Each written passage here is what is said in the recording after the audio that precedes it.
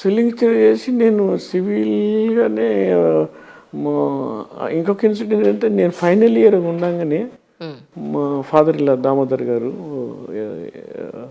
ఆయన is also mechanical engineer from Osmania. ఆయన ఎప్పుడు ఆయన కాంట్రాక్ట్ చేస్తుంటప్పుడు రామగుండం పోయేటోడంట. పోతుంటే ఆ లెఫ్ట్ సైడ్ ఇక పొలాలు అప్పుడు మెయిన్ గ్రీన్ బెల్ట్ ఉంటుండే అక్కడ చూస్తుంటే ఇక్కడ అని ఒక ఐడియా ఉండేనంట. దాంతో ఏమైందంటే మా ఫ్రెండ్ వాళ్ళది ఎంగేజ్మెంట్కి వెళ్తే అక్కడ మా ఫాదర్ ఇలా వాళ్ళ రిలేటివ్ ఒక అతను అక్కడ నన్ను చూశాడండి. అయితే అతను ఆ ప్రపోజల్ తీసుకొని మామ దగ్గరికి వెళ్తే ఆయన ఒకరోజు నేను ఫైనల్ ఉన్నప్పుడే హాస్టల్కి వచ్చాడు.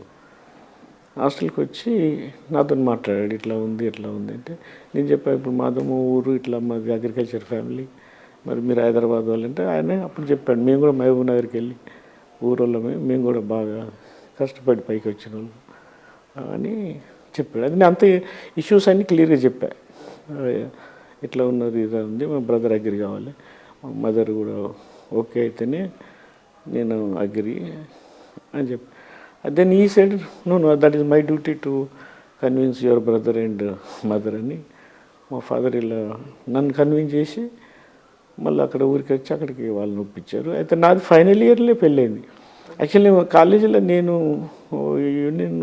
యాక్టివిటీస్ అవన్నీ ఉంటుండే. అయితే తులజీ భవన్లో పెళ్ళైంది. పెళ్ళైతే నేను ఎవరిని పిలవకుండా మా ఉస్మానియా టోటల్ లెక్చరర్స్, మా స్టాఫు, మా స్టూడెంట్స్లో నాతో అగనిస్ట్ ఉండే స్టూడెంట్స్ వాళ్ళు కూడా, అదర్ గ్రూప్ ఆఫ్ ఆర్గనైజేషన్ వాళ్ళు కూడా అందరూ వచ్చారు. అయితే ఫైనల్ లవ్ మ్యారేజ్ సార్ మీది? లేదు, love marriage arrange marriage. Okay. But final ఇయర్లో పెళ్ళైంది. అది ఇంజనీరింగ్ కాగానే మా ఫాదర్ ఇలా రియల్ ఎస్టేట్ బిజినెస్లో ఉండే. దెన్ నాకు ఒక వెంచర్ ఇచ్చాడు, ఒక సైట్. దాన్ని చూస్తుంటూ కొన్ని రోజులు ఈ మహేంద్ర హిల్స్లో ఒక వెంచర్, ఒక land 40 acre land infrastructure development కొరకు ఇచ్చాడు. అది చేస్తూ పోతుంటే అది మీరు చెప్పిన క్వశ్చన్కి స్కూల్ బిజినెస్ ఎందుకు వచ్చిందంటే నేను చిన్నప్పుడు ఇంత కష్టపడ్డాను కదా స్కూల్కు. ఇక్కడ చూస్తుంటే ఇక్కడ కూడా చాలామంది అప్పుడు ఈ సెంటెన్స్లో కానీ ఈ స్కూల్స్లలో అడ్మిషన్ దొరకడం అంటే చాలా డిఫికల్ట్ ఉండే. అప్పుడు నాకు బిషప్ కూడా పరిచయం ఉండే. ఆయన కలిపిమని ఎంతోమంది వచ్చేవాళ్ళు రోజు.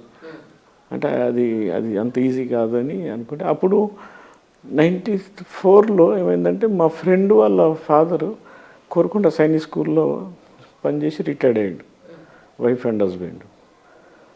అయితే వాళ్ళు ఇక్కడికి వచ్చినప్పుడు వాళ్ళు అడిగారు, మీరు రిటైర్డ్ అయ్యారు అంకుల్, ఏం చేస్తారంటే నేను మచిలీపట్నంలో స్కూల్ పెట్టిన ఏదో ప్రైవేట్ స్కూల్లో పనిచేస్తున్నాను, మీరు అక్కడ చేసే బదులు ఇక్కడికి వస్తే నేను మరి ఇట్లా ల్యాండ్ బిల్డింగ్ ఉంది స్కూల్ పెడతామంటే ఓకే అన్నాడు. ఓకే అంటే అప్పుడు మేము ఒకటి రియల్ ఎస్టేట్ కొరకు కట్టిన కాంప్లెక్స్, చిన్న కాంప్లెక్స్, అందులో బోయినపల్లిలో 94లో స్టార్ట్ చేశాం.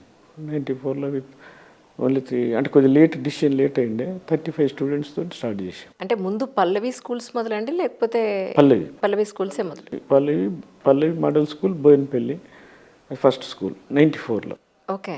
దాని తర్వాత కొన్ని రోజులు దాని మీద కాన్సన్ట్రేషన్ ఎక్కువ లేకుండే, నేను ఆ స్కూల్ ఆటోమేటిక్గా గ్రోత్ అయితే వచ్చింది. అయిన తర్వాత 2010లో సెకండ్ బ్రాంచ్ అల్వాల్లో పెట్టాము. అయితే ఆ మధ్య గ్యాప్లో డిపిఎస్ 2002-03లో మహేంద్ర హిల్స్లో పెట్టాము. దానికి ఒక పెద్ద స్టోరీ ఉంది. అంటే ఒక సైకిల్ ఏంటంటే డిపిఎస్ లైసెన్స్ తెచ్చుకొని మహేంద్ర హిల్స్లో పెట్టాడు.